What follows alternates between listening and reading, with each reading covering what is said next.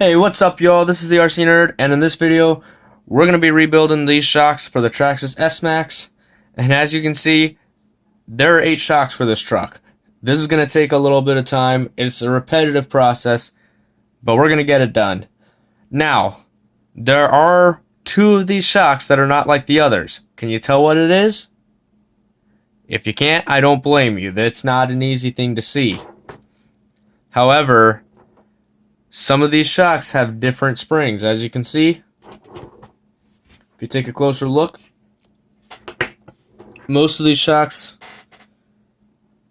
have these red springs on them that are tightly coiled. However, 2 of them have these loosely coiled springs on them. I don't know what happened. I don't know why those are on there. But luckily, if you remember that giant box of parts that came with this truck that I showed in episode 1, amongst those parts were extra shock parts, which just so happened to include the correct springs. As you can see, that is the correct number of coils, same as this one. So luckily we can rebuild the shocks with these springs, and they'll all match up perfectly. It should work just fine. I believe these ones are actually just a little bit stronger springs, which I probably should be using because these trucks come with very soft springs. But you know what? I kind of want to keep it fairly stock, and if we want to retune it, we can use the shock spacers later on. I'll show you how to do all that in a later video when we actually set up the suspension for this truck. For now, let's just stop talking and get these shocks rebuilt. Okay, now all of these shocks are actually identical. They all get rebuilt the exact same way. So I'm just going to show you one shock and then do the rest off camera. All you got to do is do this 8 times for each, once for each shock. So first step, we just got to take off the shock cap, and it just unscrews. So all you got to do, take a little screwdriver, pop that through, and unscrew it. It shouldn't be too tight, but if it is, you can see there's a couple little flat spots on the body where you can use a pair of pliers or a wrench to hold it. Then we can unscrew the cap all the way, and be careful because this will be full of oil. Unscrew the cap, you can see there's going to be a little bit of a rubber bladder in there, a seal.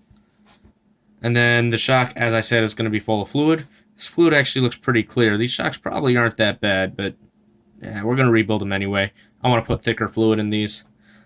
Okay, so with the fluid, you want to just dump it out. It can be in a trash can, maybe your sink.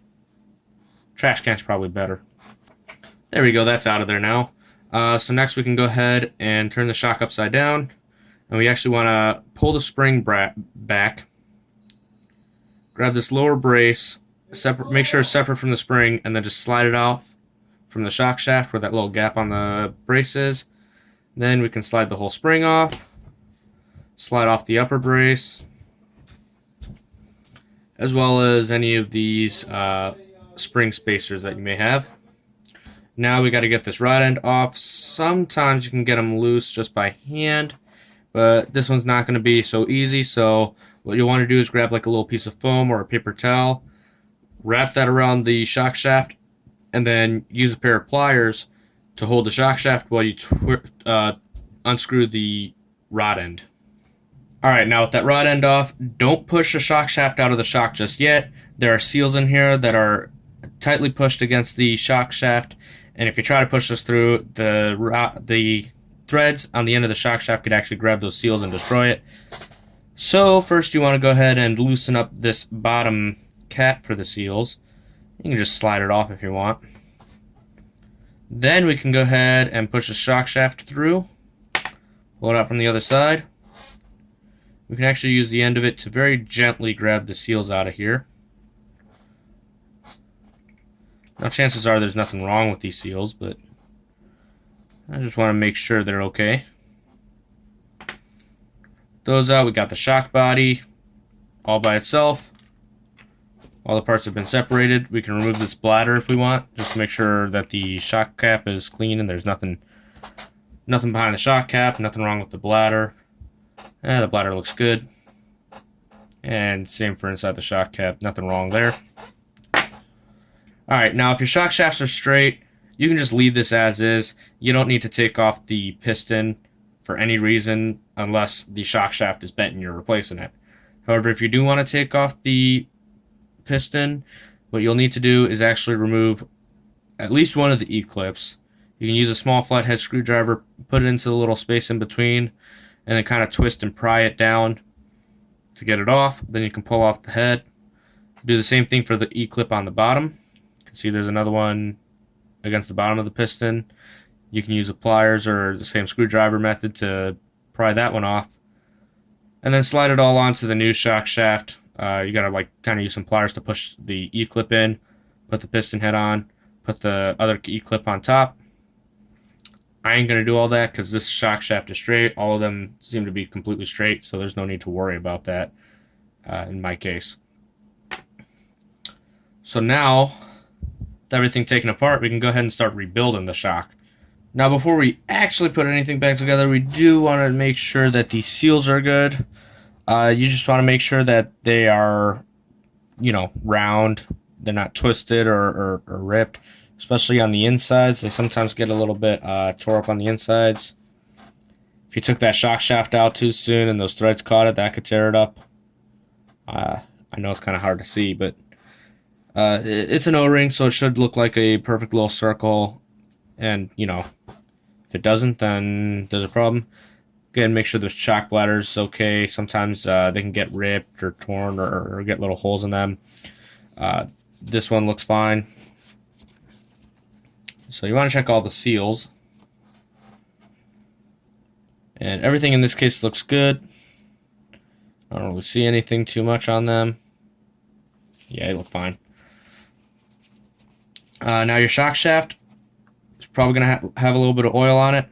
If it's got dirt on it, you want to get that off, but the oil itself can stay on there because when we reassemble it, that oil is actually going to help to lubricate the seals. Now, if it does have a bunch of dirt on it, or maybe really dirty oil, then you can wipe it off and just use some fresh oil to lubricate it. But yeah, you don't want to fit those into the shock shafts into the seals dry. So if it's got oil on it, go ahead and leave it on there. Now with the seals, what we're going to do is we're going to take one of the blue rubber O-rings. We're going to go ahead and set that in there first. Then we have the black spacer. That goes on top of the first O-ring. And then we put one more rubber O-ring right on top of that one. And then we can take our seal cap and put that on just loosely. We don't got to screw it down a lot, just a little bit. Halfway on maybe. Take your shock shaft. Go ahead and push it down inside. Carefully make sure it goes through the hole. You don't want to tear up those seals. Go ahead, pull it all the way through. And then you can tighten down the bottom shock cap. Take your rod end. Go ahead and thread that onto the shock shaft. You should be able to get it on pretty much the whole way by hand. If not, again, you can use pliers with your paper towel or your piece of foam to finish putting it on. Now once your rod end is on the shock, go ahead and put that aside for a second. Grab your shock cap and your bladder. And you're going to want to go ahead and push this bladder into the shock cap. And then what I like to do is I like to take a large hex driver. If you don't have a hex driver, use another small flat piece, a pin or something. Just make sure it's got a large end because you don't want to poke through this seal. And then just gently push it down into place. Make sure all the edges of the seal of the bladder are seated properly.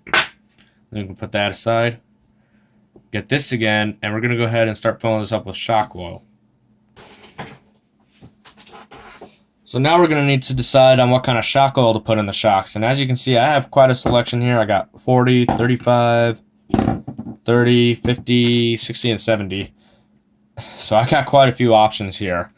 You can use whatever weight shock oil you want. However, I would suggest using a shock oil that kind of matches the stiffness of the spring. Because if you have a really stiff spring with really thin shock oil, you're going to have really bouncy suspension. It's just going to be super springy all the time. And on the contrary, if you have a really weak spring like this and you put some crazy thick oil in it, well, if the truck's going to be too stiff, it's going to land, and then it's not going to want to move. The suspension is just not going to be able to, like, the springs might be too soft to push a truck all the way back up with that much resistance, or, you know, you might land a jump and it just won't compress very much because the shock oil is too thick. So this kind of thing, if I use like 60 or 70 weight shock oil with these springs, it's going to be a little bit too much. On the other hand, this 30 weight, it does okay, but what I'm kind of thinking is something more like 35 or 41, but either one of these should match them a little bit better. I'm kind of leaning towards the 40, actually. I have done 50 with the T-Max, the stock T-Max shock springs, and the 50 was just a little thick. It was alright, it was just a little thick.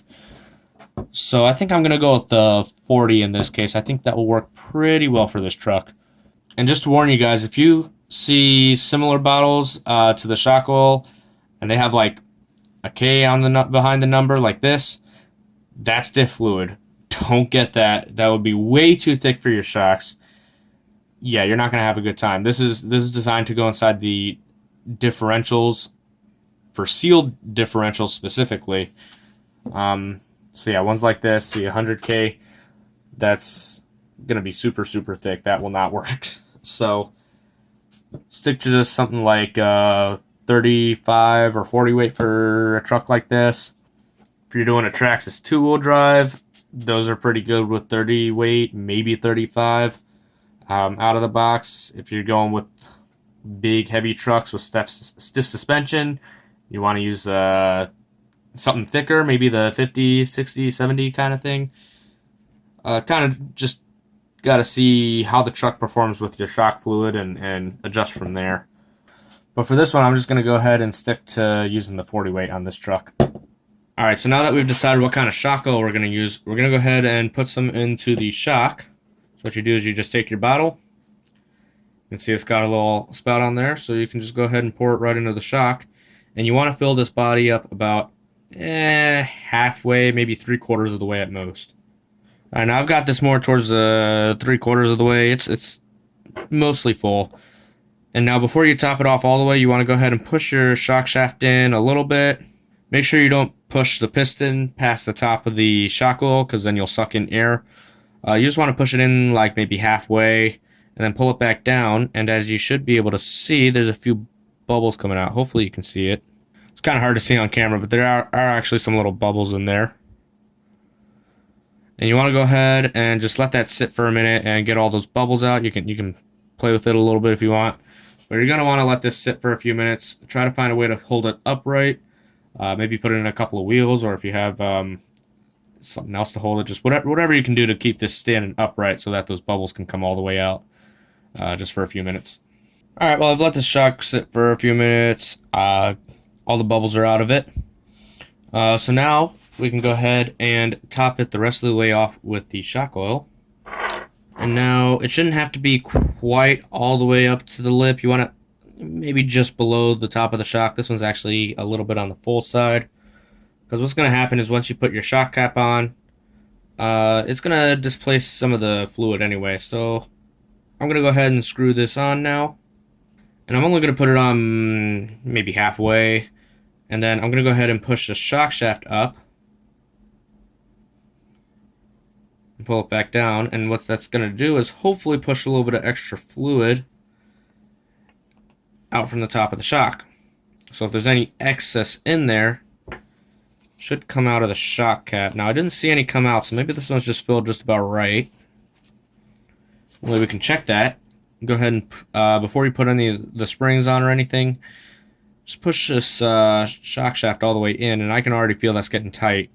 What it should do is it should be able to push in all the way with little to no resistance, and then it'll just push back out a little bit. But you can kind of see this is fighting me here a little bit, and as soon as I let go, it's popping right back out, which means this shock has actually got a little bit too much fluid in it. So what we're going to do, I'm going to loosen up this cap probably a little more than halfway, and just do the same thing. Push the shock shaft up most of the way, not too much. Pull it back down. Screw this back on. Hopefully we'll get a little bit more fluid out of it. And it's still too much. It's not quite as bad, but it's still too much. So we're just going to repeat that process until this gets just to the right feel, and I'll show you what that should look like. Alright, well, I finally got the shock tuned just about right. So you can see when I push it in, shock shaft only wants to come out about halfway. Maybe a little more than halfway. There's absolutely really no resistance. Just the resistance of the shock oil. But it shouldn't get harder to push in as you go. If it gets harder to push in near the top, you still need to get a little bit more out of there. And I got it pretty much perfect here. Typically, you want the shock shaft to come out about a quarter to half of the way. I find with these particular Traxxas shocks, it's a little bit difficult to get them tuned just perfect. But if you get it about how I have it now, it should be just fine. Now, once you do have that all taken care of, you can go ahead and put our spring back on. Just take the upper brace, slide it on, put on the spring, and then go ahead and put the lower spring brace. And now if you're wondering about those spacers, we're not going to put those on yet until I get these shocks installed and get the truck start getting the truck tuned just the way I want. So you can leave them off for now. We'll get them set up later. Don't worry about it. But for now, that's really all there is to rebuilding the shock. Really, the hardest part is getting that fluid just right. But once you get that set up, the rest of it's pretty easy. So if you're a S-maxx or a T-maxx or even an E-maxx owner like I am, well, you got to do 7 more of these now. So have fun with that. And I'll do the same, and I'll show you guys what these look like once I got them all rebuilt. Alright guys, I actually need to quickly point out something that I missed when rebuilding the first shock. When you're putting it back together, there's actually supposed to be this extra little spacer right under the piston. So make sure you put that back in. For some reason, like half of my shocks have them and half of them don't. So I don't know what happened there, but I'm just going to go ahead and find some extras of these and put them back on all of my shocks so that they'll all work properly. So when you rebuild your shocks, just don't forget this. Alright guys, well there you go. That is all 8 of those shocks rebuilt. They all work as they should. So if you found this video helpful or entertaining, be sure to hit that like button. If you did not find it helpful or entertaining, be sure to hit that dislike button. If you want to see more on this truck, then be sure to hit that subscribe button, because pretty soon I'm going to have to rebuild the diff on this truck. So that'll be in the next video. Keep an eye out for that. Bye for now.